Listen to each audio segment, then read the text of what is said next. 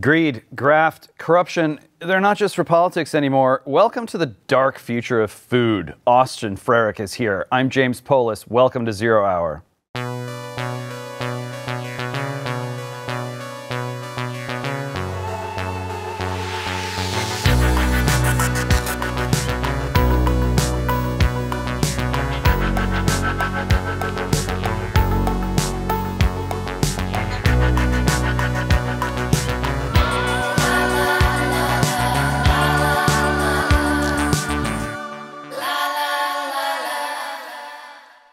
Austin Frerick is an expert on agricultural and antitrust policy, previously worked at the Open Markets Institute as well as the U.S. Department of Treasury and the Congressional Research Service before becoming a fellow at Yale University, deeply embedded in the system. Welcome. Thank you. How are you doing? Pretty good. Yourself? Okay, very good, very good. Okay, so let's get into it. The book, we've got it right here. It's called Barons. And it's all about how your food is actually not your food. It belongs to some dark and nefarious forces pulling the strings from the very top. Yes. How bad is it? Should people be terrified, or is this like something that we can deal with and fix? Yes and yes. Okay. It is. I strongly believe the most concentrated markets in America right now are the food system. Yeah. Which is saying something. It is. I mean, there's this whole notion that food's cheap in America, and that's just not factually true. Dollar for dollar, we spend more money on food than most Western democracies. And what that dollar gets you in America is such low quality compared to what you get in like Italy, England, what have you. At the same time, too, I really think we're on the cusp of a reform movement. People across the aisle, across the spectrum, across age groups, whatever, see the system's not working. Yeah, I mean, they do. Like, there's the anecdotal stuff. I went to France and I ate whatever I wanted and I feel amazing and I maybe lost a couple pounds. That's not just folk tales, right? No, I mean inputs matter. One of my favorite things to do writing this book was doing little taste testings. And I did it with milk. So I have a dairy baron in my book. One man does 35,000 cows. I would take pasture milk, the milk we're used to in America, the new industrial milk, and then my dairy baron special milk, Fairlife. And I had people try it. People love the pasture stuff. That stuff is creamy. Those animals are eating rich grasses. You eat an animal that's inside a metal shuttle day eating corn, it just makes a bad product. Yeah. I mean, it seems logical, so how could it be that as a whole, we've just kind of been lulled into this feeling of like, well, maybe we're consuming animals and animal products that are produced under profoundly unnatural conditions, and it's going to be okay for us. I think of it like a lobster boiling in a pot. Yeah. Corners cut here, corners cut there. At some point, you're cutting bone. We push these things too far, and the system's breaking. Well, another thing that's crazy to me is like I do think there's been a kind of like an ideological story that's gotten told where ironically like the kinds of people who are most inclined to say like, yeah, my grandmother, like I remember being in her garden in the backyard and like, yeah, my uncle's a rancher and, kind of like heartland vibes somehow also became the kind of people who are like, well, this is the free market at work and like you got to let companies, no, this is the land of prosperity and we create lots of corn and we create lots of chickens and, you don't want to like you cry about the chickens, that's not very American. You got to have the can-do attitude and cram as many of them in. Like this kind of like weird sort of like cultural thing where it became like an obsession with, bigness is good and the bigger the better and the higher the volume the better and crushing those food prices down. How did that come undone? It did seem like there was a moment where it was like, well, okay, it is going to be kind of better for everyone if it's not 20 acres to one chicken. But we've gone way in the other direction. And that to me is, it's like Goldilocks. There is a sweet spot there. Mm-hmm. Let's not romanticize the past. Let's not romanticize the 1920s. There's some cool stuff going on in agriculture, but some of this stuff went too far. And part of it is what used to be the farmers making decisions now are corporations. Yeah. A farmer's going to treat his animal differently than a corporate entity based in New York or London or Chicago. That animal is a number on an Excel sheet, whereas you go visit a farmer, dairy cows, 60 on the land, they know the personality of each animal. And they're going to make very different decisions to the land, to the animal, than what that, the person who's never worked on the farm is going to do.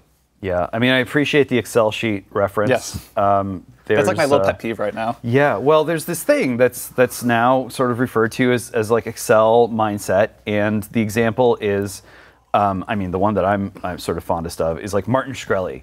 You know, like people think that Martin Shkreli was like a villain and he raised the prices as far as he could go on the pharmaceuticals because he just wanted to like greedily, you know, suck the life out of people and turn it into money and become rich withholding drugs that people need. Where the theory is like, actually, no, it was just Excel mindset. And he's, you know, sort of autistically or whatever, looked at the charts and said, well, why would I not do this? Like Excel clearly shows that this is the optimal price point for this product. And so I'm going to go with that. And then he was kind of blindsided by the fact that, like, well, wait a minute, like people think this is wrong somehow. Because he's not building a business. He's just a vulture. And like what I think about is, so each of my Baron in my book, I have 7, I use them to tell bigger structural stories. And so my coffee Baron is a secret German family that entered the American coffee markets in 2012. They now sell more coffee than Starbucks. It's because they bought a bunch of brands, Panera, Stumptown, those little Keurig cups. But I also in that chapter really wanted to tell the story of my mom's coffee store. Because there's no, I'm from Iowa. There's no, you don't grow coffee in Iowa. In the day, a cup of coffee is a cup of coffee. But what my mom did at her bakery was, it's a human relationship. That special touch, donating to the nonprofits in town, doing all this stuff. That Excel mindset strips us of that. Yeah. It strips us of our humanity. And it kind of, I saw it with my mom. You know, we had to close up the bakery at one point. My mom went to go work for Starbucks. And they don't even, these companies don't even trust you. Like she's this is her profession. She knows this community. They tell you where to put everything on the shelf even. They don't trust her as a professional to even make those judgments. Right. And this Excel thing is just, I think it's really making a lot of people angry right now. Mm-hmm. I think you're right. Because this like weird like reification of like every detail, it's so thoroughly planned and managed in the way that, you know, and of course there are reasons for all this stuff, but you walk into a CVS or you walk into a Starbucks anywhere in the world and it's like the smell is the same and the layout is the same and you are just kind of in this space. It's almost like a virtual space. Yes. And it's so precisely routinized down to the smallest detail. And I understand that there are reasons for this, but there are also reasons why it's like an inherently dehumanizing experience. And it turns the human being also into just one more object in this collection of objects. We're losing culture because of that. Yeah. Local places are what sustain culture. Yeah. Everything's the same. I can be in northern Maine and go to this, you know, get the same drink or same grocery store experience as I can in the Arkansas Delta. At the same time, too, this whole Excel mindset, I just view it also as lazy. Mm-hmm. I love grocery stores. It's one of my favorite things to do when we travel. And one of the gold standards in the grocery business is H-E-B in Texas. Mm-hmm. And that is because it's not owned by private equity. They don't have the Excel mindset. They trust their people to do the right thing. They merchandise incredibly well. They source locally in the state of Texas. And you go to a grocery store like that, and you go to so many of these private equity Excel grocery stores, and they're just awful. Yeah. Because these Excel people, they don't understand. There's certain quality decisions you make as a manager that an Excel brain doesn't have. What's fascinating to me is that it's almost like, you know, it's not a good experience. It's not designed to be a good experience. Like the system is working as designed, and the criterion of excellence, according to that system, is not goodness. No. They're not aiming for good. It's short-termism. Yeah. Because they're not there. That person who builds a business, they want to make a good business and a good community that their grandkids will live in. That person living in Chicago doesn't care. How do I meet my bottom line? How do I get my Christmas bonus? That's all they care about. Yeah. Well, and some of them might not even feel that good about it. I mean, my riff on this stuff, and it goes, it's here, it's in politics, it's in sort of managerialism as a whole, is, you know, look, there are going to be nefarious people, fallen beings at every level of society. And it shouldn't shock you to just find them in a small town. You know, you can think of like Stephen King's old 80s novels where it's like the small town in Maine. Yeah. And you know, you can find like sort of creepy psychos anywhere you look. So it wouldn't be surprising to find them at the very top of society or kind of like hiding in that shadow elite world. But that's not like a sufficient explanation of how it is that we've drifted so far from kind of what we all, kind of that base reality that some of us still kind of remember. Are you tired of living in a blue city or state? Do you want to get away from crime and people hostile to your way of life? Is it even still possible to live in the America of your childhood? Well, I want to tell you about a company called Ridge Runner. Ridge Runner is building new communities in historic America. You no longer have to settle for living in a place where everything you love is being destroyed by those who hate you. With Ridge Runner, you can once again live where the things you love are cherished. Ridge Runner picks pristine land in rural Kentucky with top-notch natural beauty, value, and location. Move to a Ridge Runner community and be surrounded by patriotic, ambitious Americans that have chosen to live in a setting where their children can run free, their doors don't need to be locked, and natural beauty is abundant. If you have that pioneer spirit and are ready to join Appalachia's rising future as you build yours, schedule a call today to learn more about Ridge Runner properties. Whether you work from home, you love to hunt and fish, you finally want to build that homestead you've always dreamed of, or simply just to be in a community where your way of life is prized, Ridge Runner is ready to help you find the ideal property. With small acre lots starting at just $35,000 to large 100-acre holler lot farms, well priced under $400,000, Ridge Runner has options for anyone seeking a life piloted on the old ways in Kentucky. Visit www.ridgerunnerusa.com today. So, let's talk about, you called Shkreli a vulture, and, I don't know his heart, but certainly you look at the practices. But there's also, there's the laziness motivation, and there's the, it's just my job motivation, and there are all these, there are sort of many variations on the reasons why people who they're at the controls, why they would be making these decisions and reinforcing these decisions at every turn. So, these barons, are they villains? Are they just trying to make a buck? What's the motive? Let me back up and say, I was very conscious writing this book, and I don't want to be polemic. Yeah. My book has 1,000 citations, and part of it is if you're going to write a book like this, you cross your T's and dot your I's. I went through the editing process. I spent 5 years on this. I took out any concluding thoughts. I'd rather just present the stats and let you decide. Yeah. I kind of like asking people what baron do they think is most evil or repulsive. Everyone has a different answer because that also reflects their moral system. My mom personally is repulsed by my dairy baron. Some people are more repulsed by Cargill because Cargill is the largest private company in America.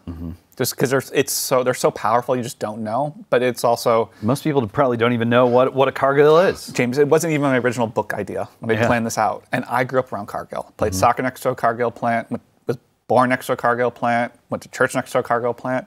But they're the middleman. They're the closest thing we have to Standard Oil in modern day America because they move grains, but they're not consumer facing. So we don't know who they are. Okay, so not necessarily villains. Yeah. But these companies grow, and there's kind of this attitude of if we're not growing, then we're probably failing in some way. And I mean, you see consolidation in one industry, and then it's even happening just at the level of gosh, if telecom's consolidating, then maybe we, after all, it's all just kind of widgets. It's all numbers on the Excel sheet. So if you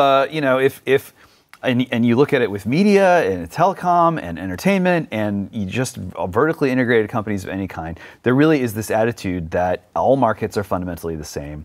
All products are fundamentally the same. And the way to kind of make that machine run as smoothly and in as self-contained a way as possible is all the same. So why wouldn't you just consolidate all the time, no matter what? I'm glad you said that because two things that I really came to believe writing this book is one, the goal of any corporate executive is monopoly. Yeah. Let's never forget that because that's where profits are. Competitive markets are ruthless and hard. Every day you have to wake up being how am I going to beat my opponent? When you control the market, you don't have to worry about that. And you can just always be taking cream off the top. And the second thing too is just, I had someone in the grocery industry tell me this actually a few years ago and it stuck with me. Big boys like to run with big boys. The creation of one baron creates other barons. The rise of Walmart, I view Walmart as the king of kings almost. Yeah. And I actually it's weird to write this book in that I really respect some of these families too. You really have to admire what Sam Walton built. Oh, generations, they're working hard, trying to make it happen. And it's just, it's incredible. Some people just see the future ahead and they're able to essentially build a business to that. Yeah. But I tell the story of the rise of Walmart created Driscoll's, my berry baron. Because the Driscoll brothers saw the rise of Walmart. They saw one company once, 4 berries year-round for 4,000 stores. So they became a baron.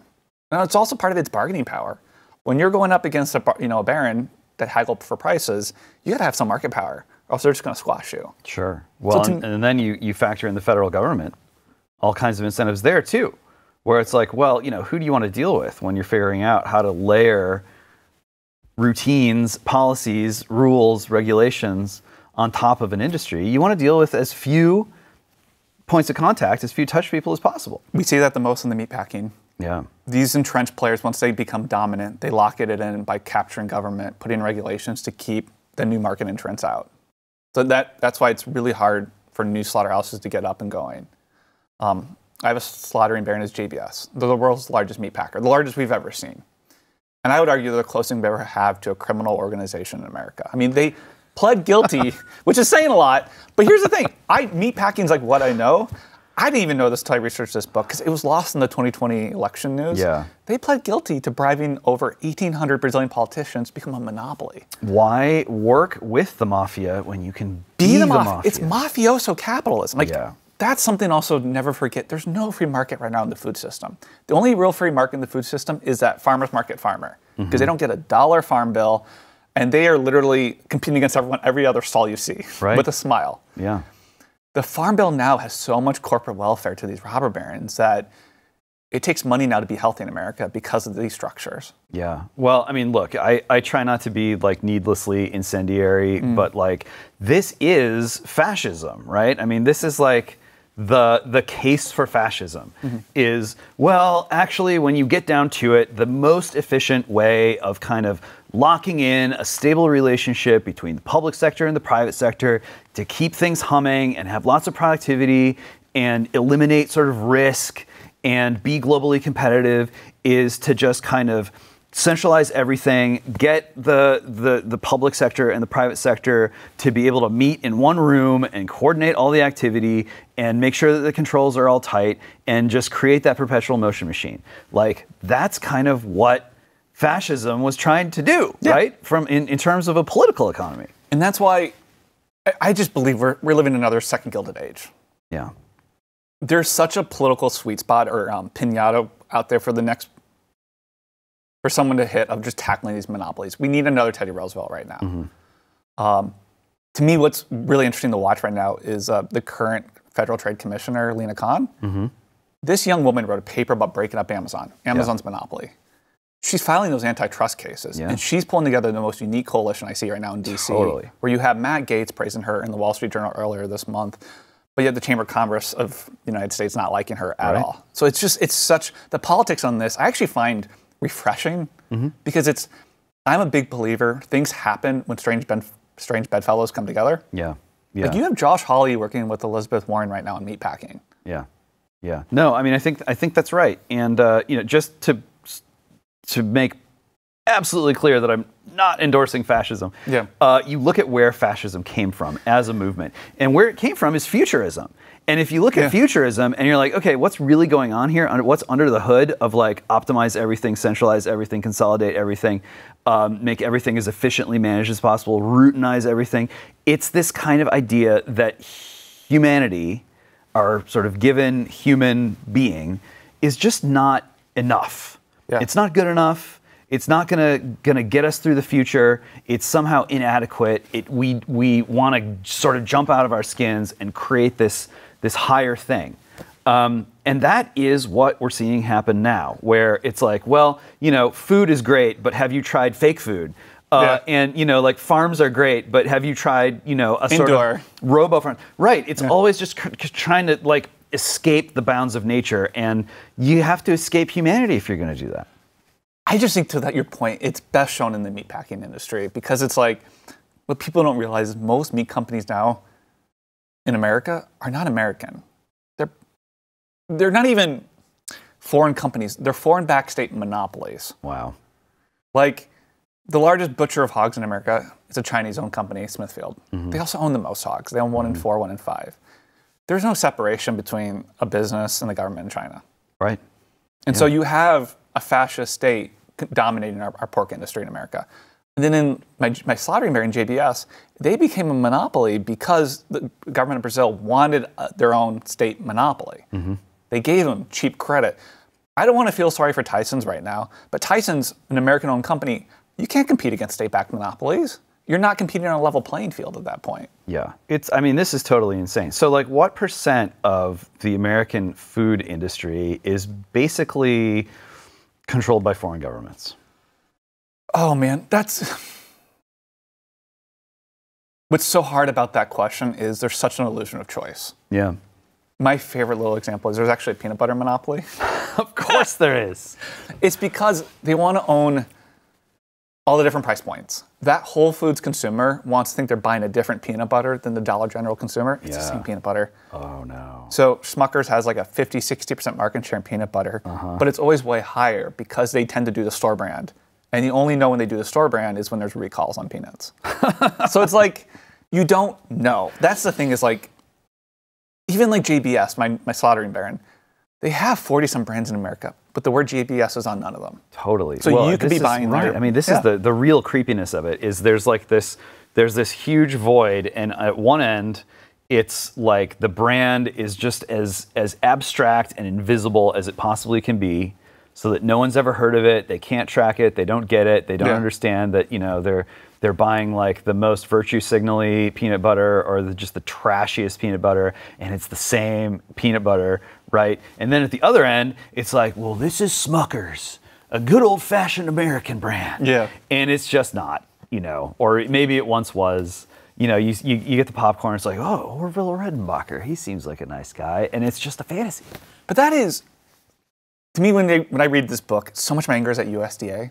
I just think it's the most captured bureaucracy in America. Who captured it?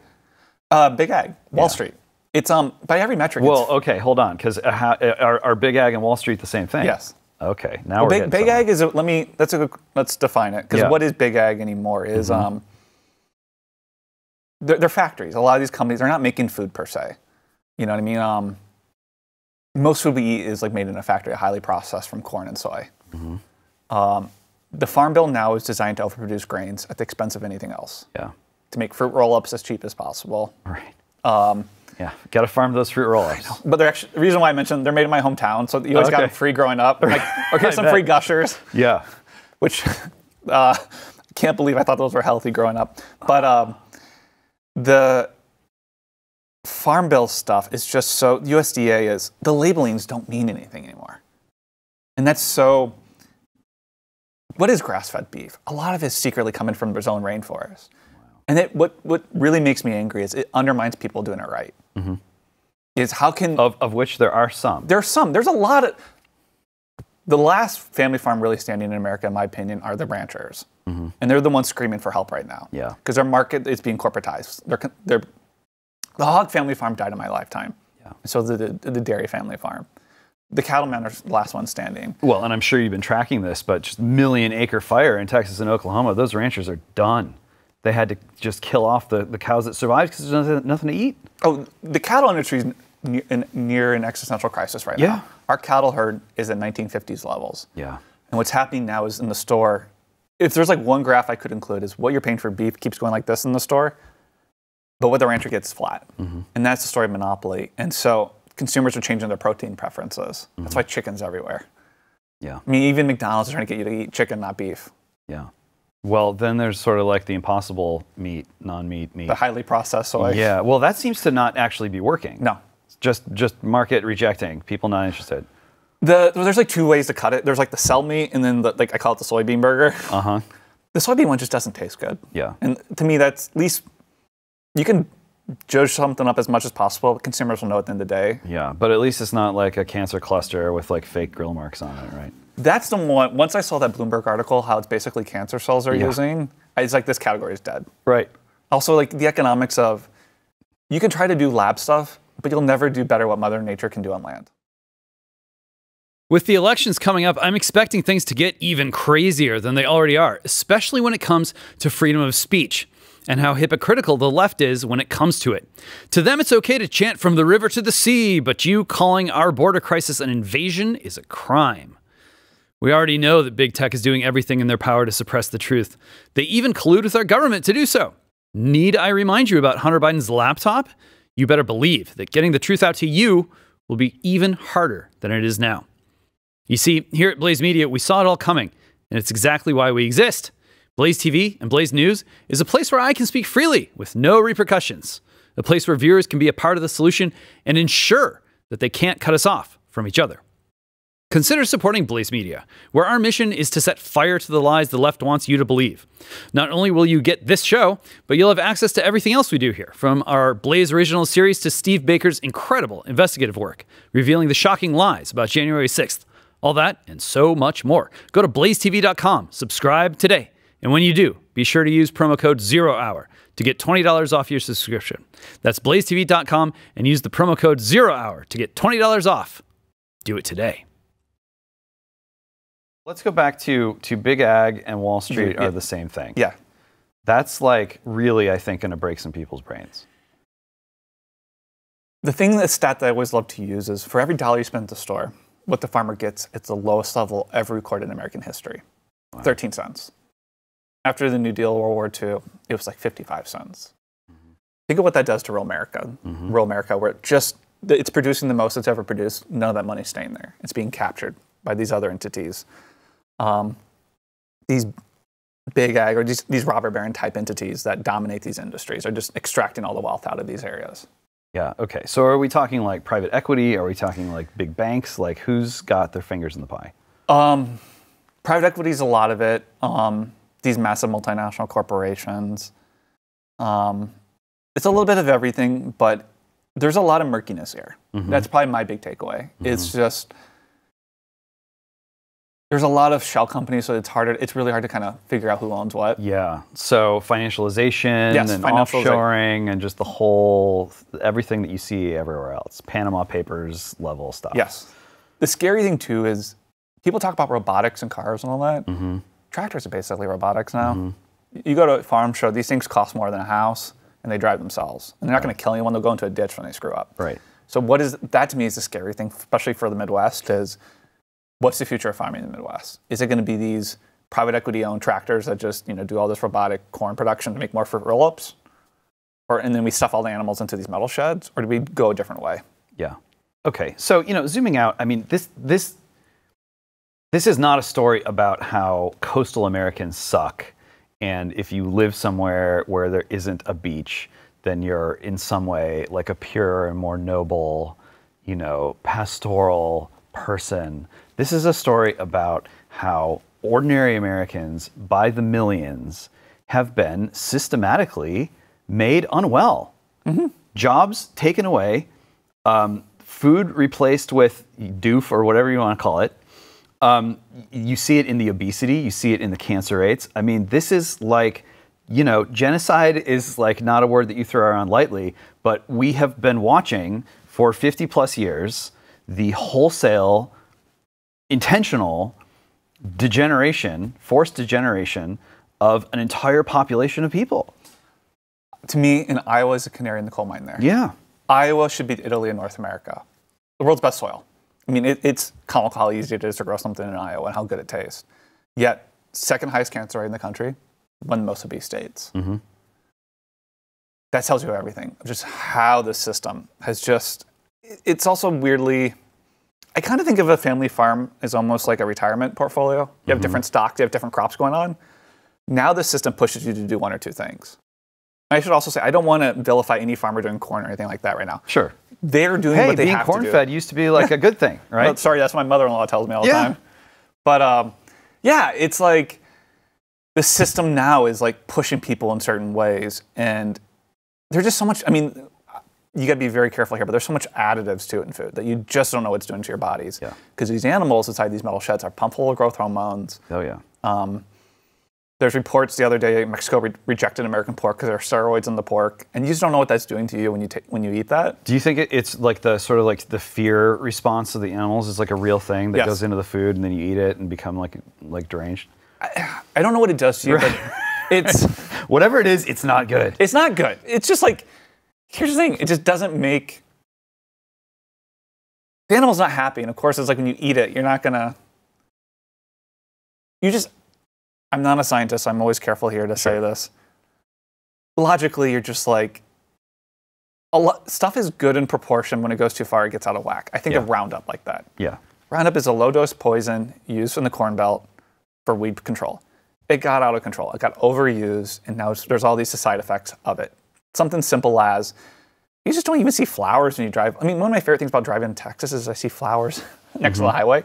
I don't see it in the Midwest anymore. I don't see milkweed anymore. I don't see butterflies. I don't see any of that stuff. Yeah. It kind of kills everything. Even just, I mean, the meme now is like the bugs on the windshield. Like, where'd all the bugs on the windshield go? Where did the ladybugs go? Yeah. Lightning bugs, sorry. Yeah. I mean, it is weird. And so we've got, it's like an animal holocaust, spreading to human beings. The soil's being degraded. This can't go on. No. Right? So is it like hard landing? Or is it like, oh, okay, I mean, we have created this apparatus, and there are these large companies, and one does not simply like, wait a minute, this has all been a horrible mistake, we're just going to like flip the switch and see what happens. Just untangling ourselves from that system has got to be like the work of like decades, right? It is, but it took us decades to get here. Yeah. I am very open about this. My goal is, I want Iowa to be Italy of North America. It's going to take us 40, 30 years to get there. My hard landing, some days I think it's going to be, some days I don't. My big thing right now, though, is the silver lining is going to be the coming death of ethanol. Okay. I think ethanol has actually been one of the most destructive things to happen to the Midwest. Yeah. Because it's actually really hurt ranchers. Only people appreciate that. Where the largest use of corn now in America it's ethanol. We burn it in our cars. Because this Farm Bill model is, how do we grow more corn and soy each year and find new uses for it? Instead of growing apples, we grow more corn. First of all, what this does for like ranchers and family farmers is you can't compete for farmland against ethanol. And it puts a lot of these out-of-state corporate entities come in, overbid the land, buy the land out from out of you, so you can't do pasture beef. On top of it, it's just cars are moving to EVs and hybrids right now. I mean, the Chinese are essentially trying to dump EVs in our markets right now. Yeah. So ethanol's going to die, and it's going to die fast. I mean, that's why they're trying to put in the airplanes. I mean, ethanol doesn't, anyone that says it's good for the climate believes the world is flat at this point. Right. And politically in Iowa, no one in Iowa really cares. I mean, Ted Cruz won the 2016 caucuses in Iowa opposing ethanol. What's going to happen to that market when that collapse comes? I think it's going to happen fast. No one's thinking that way because everything's short-termism. My big hope at this moment is we take animals out of the shed and put them back on the land. Instead of having low-wage workers for the robber barons, let the family farm thrive again. It's going to make a better tasting food. It's better for the environment. It's better for rural communities. Are there enough people who are healthy and not beholden to the system and not addicted to the products and not just kind of giving up on life? Are there enough of us left to cause a groundswell? Yes.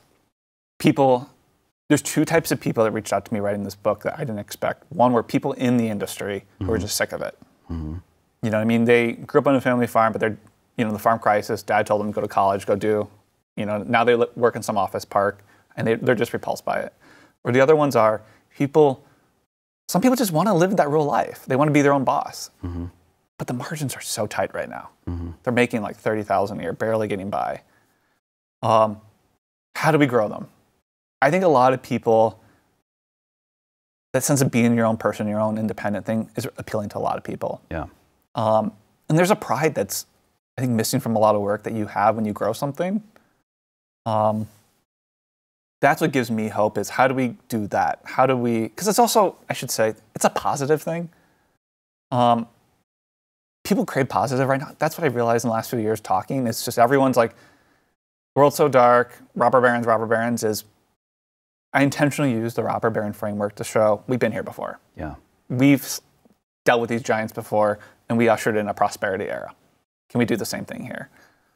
And who knows? I mean, I don't want to oppose robotics in grain production, whatever, cool. But robots can't do animals on land. You might have a robotic milker, but in the day, a human being can only look after so many dairy cows. Yeah. Well, look, just zooming out a little bit, this book is a model for me of a couple different things. I come from kind of political media and sort of public intellectual world and, depreciating asset. So much of what gets put out, especially in books, it's so positional, it's so rhetorical, it's all about just sort of manipulating symbols and trying to get people to react. And it's getting like harder and harder to like zap the poor like body politic and try to get like, okay, all right, I care, stand with this, stand against that. And we all have our political opinions, and that's important and it's natural and it's part of the democratic process and all that stuff. But so much of it is so abstract, disincarnate, disassociated from what's actually going on. Meanwhile, we're just like eating the tendies and like drinking the whatever, and it's just really hard to like get traction. It's easy to like stir people up. It's easy to cause fights on the internet. It's easy to maybe like get someone elected or get someone thrown out of office. But who cares if there's like, a genocidal fake food pandemic that is gonna kill us before we can achieve the kinds of political change that we're trying to reach. And I just think that like people are getting burned out on this dynamic where the political fights are so intense, but what really needs attention is like this kind of stuff, like ground truth, human biology. Are we actually capable of living, thriving, healthy lives? And are we capable of restoring our capacities to do the kinds of things that human beings have done for themselves for thousands and thousands of years? I'm so glad you said that for two reasons. One, speaking of consolidation, the book industry is really consolidated. Yes. So I think we're down to two. It was the big five, and private equity just got Shine Germans Schuster. once again. Yeah. It's that consolidation of like who just shapes the culture. Yeah. I call it the Brooklyn Brownstone crowd. I was told this book wasn't be economically viable. I was told this was niche, and I have a very stubborn Irish streak in me, and I will prove you wrong. Yeah. And so that's one thing. It's just people in those worlds just don't get what's going on. I think also because I'm from Iowa, I just see things very differently. Sure. I saw it all fall apart. Yeah. And the other thing is so much of what you just said to me is influenced by my grandfather. My grandfather is my everything. Our politics are very different, but we always talk civilly. We always argue on the phone. But it's, I grew up watching Bill O'Reilly with him. Yeah. Read the books, argue. Yeah. Our politics now are different. Yeah. But it's like, what's your goal? Is your goal to say you're wrong? Or is your goal to say, how do we save the beef rancher? How do we get to a new system? If you want to fix things, you have to show respect to other people, and you have to figure out what the common bridges are and how do you move the ball. Because right now, robber barons win when the status quo is maintained, because they'll ride you out. And so that to me was like very intentional of my framing is, I think what people really like is I kind of call out both sides. Yeah. Because it takes two to tango here. It does. Like, I've gotten a lot of slack from people as how much I go after Secretary Vilsack, Biden's USDA. Because here's the thing, people in my space tend to always poo-poo Earl Butz, President Nixon, Secretary of Agriculture. Here's the thing, he never pretended to be your friend to the farmer. He said, get big or get out. Vilsack is kind of like Harold Hill from The Music Man or Monorail Man from The Simpsons. He'll tell you what you want to hear, but he's stabbing you in the back. Like his words mean nothing. And I think that's actually worse. Because it gives people a false sense of hope, and then they don't believe in government anymore. They don't believe in democracy. And that's what really angers me, is he's just a lobbyist who wants to be a lobbyist again, so he's behaving like a lobbyist. Like, I have never seen a more bipartisan pinata in America, in modern America, than fixing the meat markets. Of like the gouging they're doing at the stores, how they're treating the workers, the farmers, they're foreign owned. And the fact is, they've got more concentrated these last 4 years. To the point now where like, Walmart's even irked, because you don't shortchange Walmart. Walmart's making vertical plays now into beef and dairy. It's building its own beef slaughterhouse, its own dairy production facilities, because USDA's failed to do anything. And we shouldn't count on Walmart to save us. Well, at the top, I described you as deeply embedded in the system. I mean, I don't think it came as a surprise to me that there's anyone who's at Yale right now in any capacity who cares about this stuff, is writing about it, and then is sort of talking about it publicly.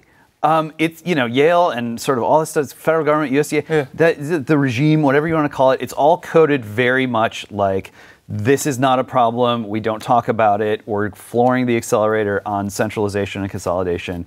and anyone who has a problem with it is a crank or is just kind of obsolete. How many others are there like you at that level of society who are like, we know what's going on, we can identify who these figures are.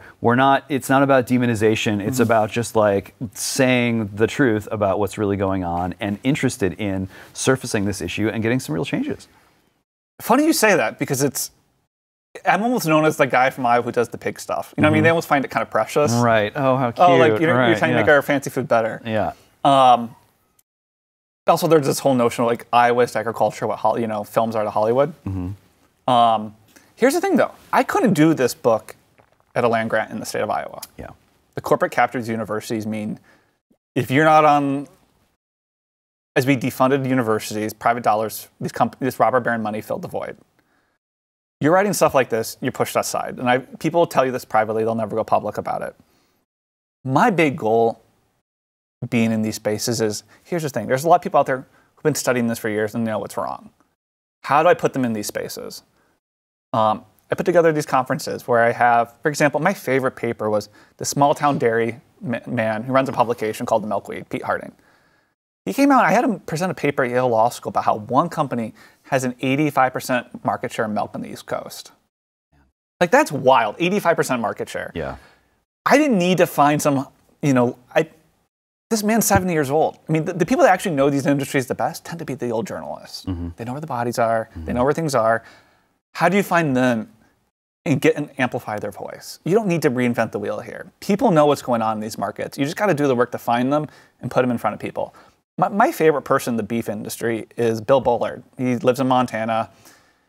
Our calf is just, they know where everything is going on in the beef industry. They're the ones speaking up the most. And he's been saying the same thing for decades, though. It's just he's been ignored, or you know what I mean? The corporate money in DC has drowned out his voice.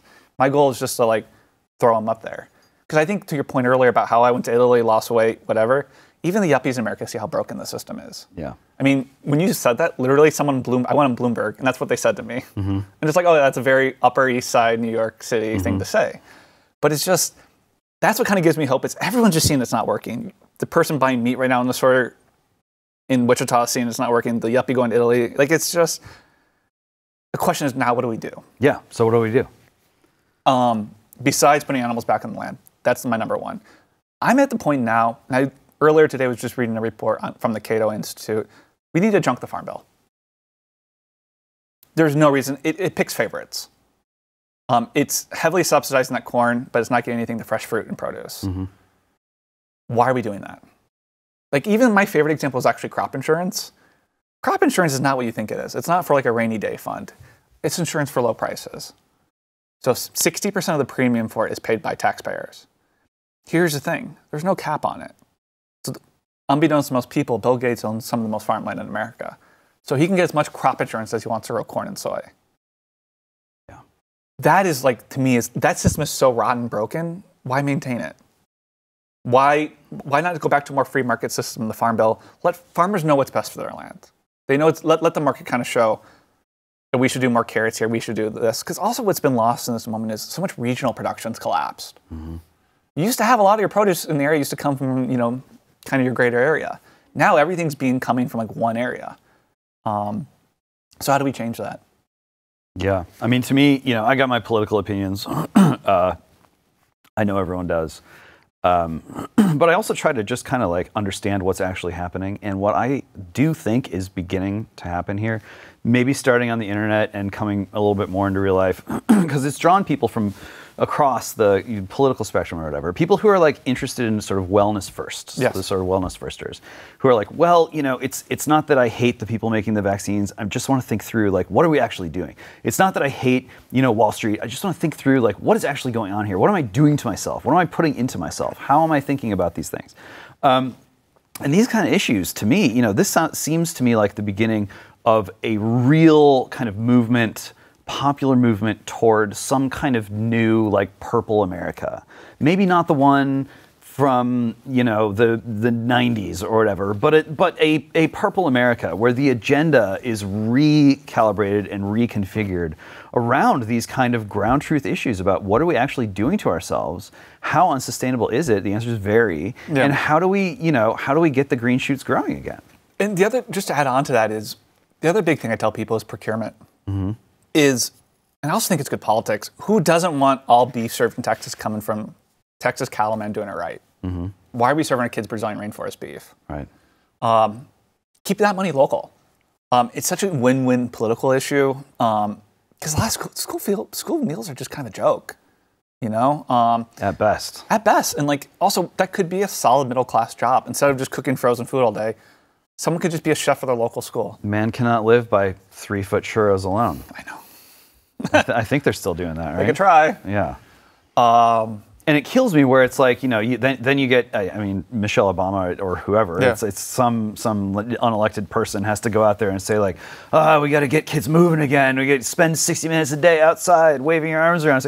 Instead of saying, we got to attack the underlying problem. It's like, eat all the tendies, drink all the 500 calorie drinks, and then try to get some exercise. And that's why using your fork will not change the system. Yeah, that's pretty much my big philosophy of this book is any of those fancy brands are doing it right, they are bought up by the big companies. They're now just a premium product for the Whole Food shopper. And this is structural stuff. That's why if you really care about this stuff, sure, buy the good stuff if you can, but pair up that farmer doing it right with your school, with your college. Because that you need to putting a local green pepper in a Dollar General is not going to change anything.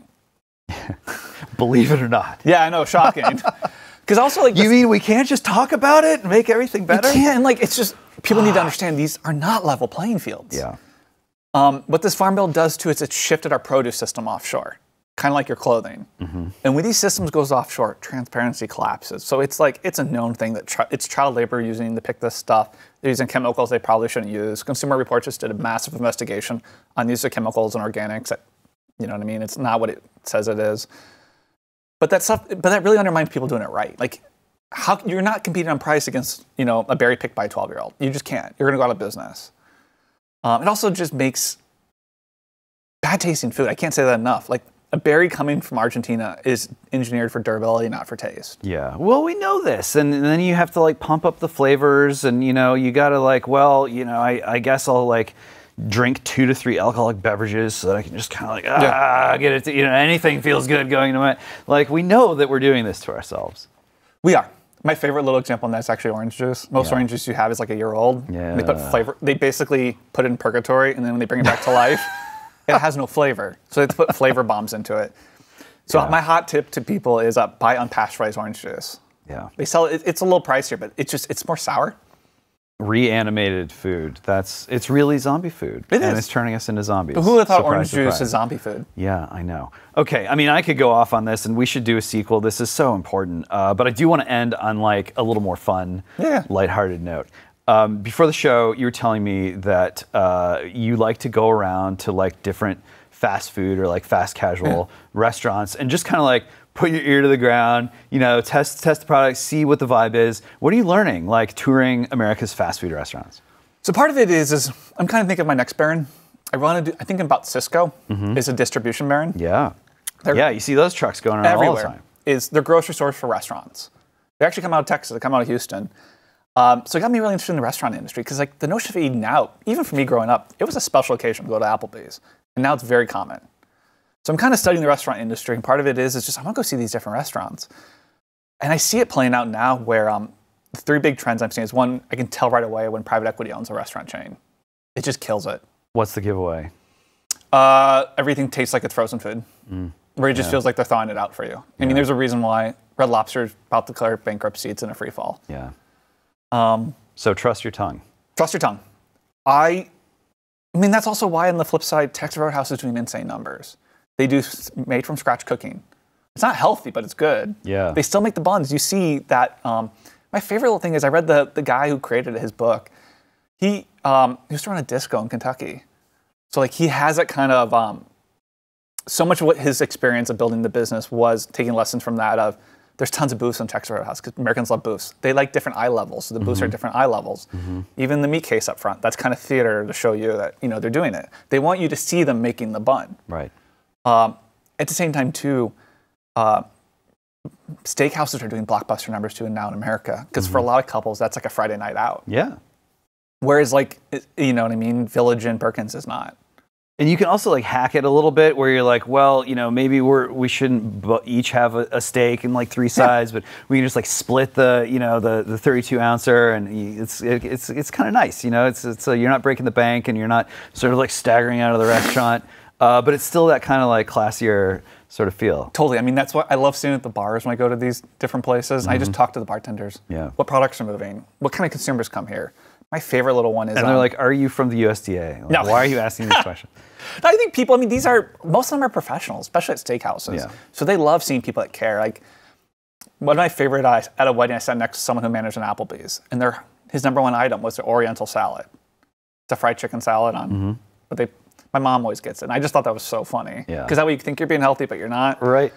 But the restaurant industry, the margins are so tight. I think we're on the cusp of a bunch of them actually closing because the economics are just so hard to do a standalone restaurant.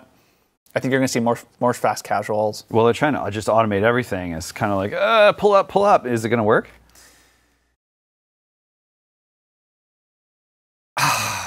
I don't think so because the quality is, you're a big thing on Reddit right now, Chipotle is not what it used to be, the quality. Yeah.